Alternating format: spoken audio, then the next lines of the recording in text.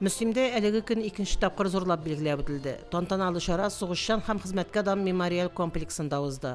Чарада мөслим егетләре белән бергә, алар белән күрешү һәм бергәләп хезмәттәшләрен искә алу өчен күрше Актаныш һәм Сарман районнары хәрби бәрелешләр ветераннары да килгән иде. Безнең илдә халыкның имен яшәве, анда законсыз корал, наркотиклар кермәү буенча һәм гомумән илебезнең тынычлыгын саклау буенча сез инде зур өлеш керткән солдатлар. Мемориаль комплекста Чечен Республикасында барган хәрби бәрелешләрдә батырлар һәлак булган һәм хәрби сугыш хәрәкәтләрендә катнашкан егетләр хөрмәтенә ясалган стелланы да тантаналы ачу чарасы узды.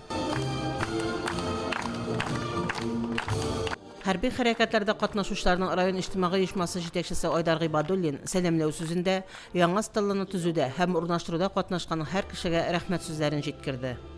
Рәхмәт әйтеп китәсем килгән кунакларга, безне уважай итеп инде шушы бәйрәмне оештырган администрацияга, безне хөрмәт итеп килгән кунакларга барысына бәйрәм белән рәхмәт. Актаныштан килгән Чечен сугышы ветераны Вазыйх Харисов та һәрвакыт аралашып яшәргә чакырды. Бергәләп шушылай аралашып, бер-беребезгә бер-беребез белән шундый чараларда катнашып, бер-беребезгә кунакка килеп, шулай бергәләп яшәргә язсын.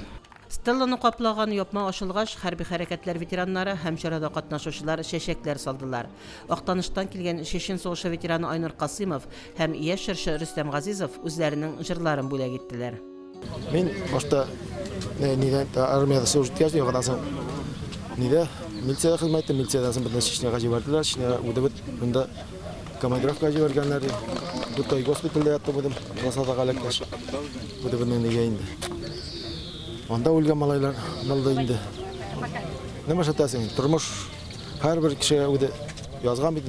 Авырлыкларын авыр сугыш, окоп тормышы шәккенә җиңелрәк булсын. Беләм, җиңел түгел инде үткән, әзгенә булса да күргән әйбер дип әйтте, шулай да аларга инде исәнлек, саулык, көткән кешеләр кырына тизрәк әйләнеп кайтулар. Дөньяда тынычланган көтәбез инде. Шунысы гына бәйрәмнәрне ансымнан шул бергәләп оештырганнан да таң күңелрәк булсын дип өметтә калабыз. Безнең өчен инде ул, мин үзем Сарман районыннан Нижиневодта внутренние войска спецназда служить иттем. 94 елда инде безне Чечняга алып киттеләр. Аннан соң инде 96да увольняться иттем. Бүгенге көн безнең өчен иң мөһим көн инде, потому что ветераны боевых действий. Без аны ел сайын теге армияда кайткачта истә алайык инде. Ел сайын үзебез. Хәрби хәрәкәтләр барган вакытта япь-яшь булган 18-19 яшьлек егетләр бүген инде күпкә өлкәнәйгән, чәчләренә шал йөгергән ир егетләргә үрелгәннәр. Әмма аларның һәр кайсының күңелендә моннан 300 ел элек булган вакыйгаларның һәр мизгеле, һәр күренеше яши. Фәридә Гайнетдинова, Динар Нуртдинов, Мөслим телевидениесе.